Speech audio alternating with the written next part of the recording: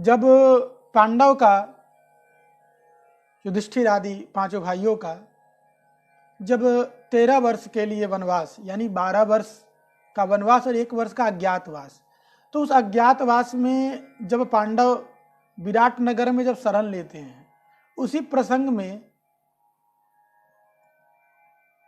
आचार्य लिखते हैं यहाँ पर, काश्लाघ्या गुणी नाम क्षमा परिभव को यह स्वकुल्य कृत किम दुखम पर संश्रयो जगति काश्लाघ्यो या आश्रीयते को मृत्युर्व्यसनम शुचम जहति के यर्निर्जिता शत्रवः कैर्विज्ञातमिदं विराट नगरे छन्नस्थितैः पांडवैः।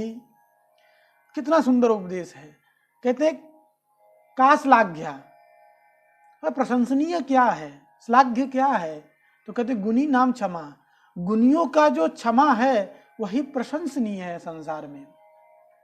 दूसरा कहते हैं परिभव को, परिभव मतलब तिरस्कार, तिरस्कार कौन, किसका तिरस्कार जो है मतलब श्रेष्ठ माना गया है, या किसका तिरस्कार हमें ज्यादा दुख देता है।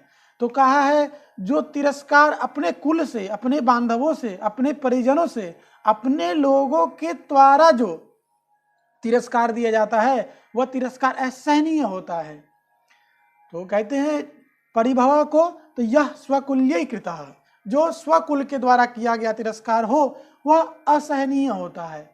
तो कहते हैं फिर दुख क्या है, किम दुखम, तो कहते हैं परो संश्रयो, सबसे बड़ा दुख क्या है, दूसरे की शरण में रहना, दूसरे की चाटुकारिता करना और दूसरे के यहाँ काम करना भी मान लो, यह भी परिसंश्रयता है, यह दुख है। क्योंकि यदि आप किसी के अंदर काम करोगे, किसी के नीचे आप यदि रहोगे, तो वह व्यक्ति किसी का क्रोध आप पर निकाल सकता है, वह व्यक्ति आपके किसी भी त्रुटि पर आप पर क्रोध कर सकता है, अन्य अन्य आप सब जानते ही हैं, इसमें ज्यादा विश्लेषण की आवश्यकता नहीं है।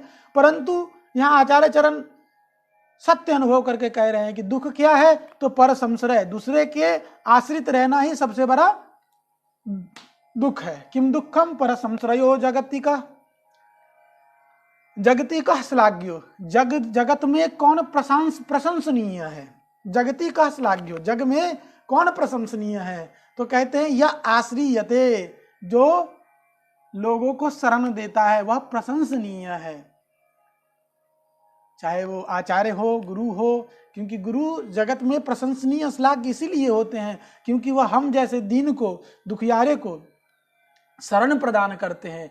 हमारे भगवान, हमारे ठाकुर जी इसलिए श्लाघनीय हैं क्योंकि वह हम जैसे दीनों को, हम जैसे अधमों को वह अपने शरण में स्वीकार करते हैं। तो कह श्लाघ्यो या आश्रियते, प्रशंसनीय कौन है, जो सबको शरण देता है, दीनहीन को शरण देता है, कृपा करता है, असहाय लोगों की मदद करता है, वह क्या है, वह श्लाघ्य है, वह प्रशंसनीय है। को मृत्यु, मृत्यु कौन है, मृत्यु क्या है, तो कहते हैं व्यसनम, मृत्यु व्यसन का, व्यसन ही मृत्यु है। जो शरीर त्यागता तो आदमी व्यक्ति बाद में है, लेकिन व्यक्ति को किसी चीज का नशा हो जाए, व्यसन हो जाए, किसी को जुआ खेलने का, किसी को शराब पीने का, किसी को लंपटबाजी करने का, तो यह सब जो है यह सब मृत्यु ही है, इसके अतिरिक्त कोई मृत्यु नहीं है।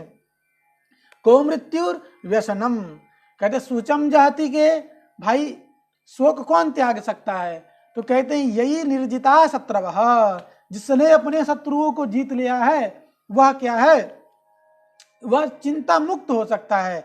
लेकिन जिसने अपनी शत्रुओं को नहीं जीता, यहाँ पे शत्रु का तात्पर्य हमारे बाह्य शत्रुओं से नहीं बल्कि हमारे आंतरिक शत्रुओं से हैं, जो काम, क्रोध, लोभ, मात्सर्य, ईर्ष्या, द्वेष, यह सब जो हमारे अंदर के शत्रु है, जब तक इनका हम दमन नहीं कर देते तब तक हम सुचम जहती नहीं हो सकते, तब तक हम अपने शोक को त्याग नहीं सकते। क्योंकि यह इंद्रियां अत्यधिक प्रबल है, जब तक इन इंद्रियों का दास बन करके हम रहेंगे, जब तक हमारे भीतर लोभ, क्रोध, मोह, मात्सर्य, द्वेष, ईर्ष्या आदि विकार भरे पड़े रहेंगे, तब तक हम ठाकुर जी की भक्ति नहीं कर सकते हैं। इसलिए सुचम जाति के यही निर्जिता शत्रवः, जिसने अपने शत्रुओं को जीत लिया हो, काम, क्रोध आदि विकार को जीत लिया हो, फिर कहते हैं कैर्विज्ञातमिदं विराट नगरे छन्नस्थितैः पांडवैः। भाई यह सब किसने जान लिया?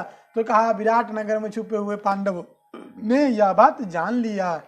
तो प्यारे, संस्कृत साहित्य बहुत ही अनुपम और जिसकी तुलना किसी के साथ करना उचित नहीं है, क्योंकि इसके तुलनात्मक में कोई ग्रंथ या कोई साहित्य या कोई भाषा ऐसी है ही नहीं जितना गूढ़ रहस्य संस्कृत में, संस्कृत साहित्यों में और संस्कृत भाषा में छुपा हुआ है। इसलिए जयतु संस्कृतम, और संस्कृत के जय के लिए आप सब भी ना हो सके खुद भी थोड़ा बहुत समय निकाल करके आप सब भी संस्कृत के श्लोकों का स्वाध्याय किया करिए। काश्लाघ्या गुणिनाम च महापरिभव को यह स्वकुल्यीकृत किम दुःखम पर संश्रयो जगति का श्लाघ्यो न आश्रीयते को मृत्युर्व्यसनम शुचम जहति के यही निर्जिता शत्रव कैर्विज्ञातमिदं विराट नगरे छन्नस्थितैः पांडवैः। श्रीमन्नारायण। आशा करते हैं आप सबको इस संस्कृत साहित्य के पांडवानंद नामक इस नाटक के एक श्लोक की व्याख्यान आप सबको प्रिय लगी होगी। जय श्री मन्नारायण, जय श्री सीताराम। अस्तु।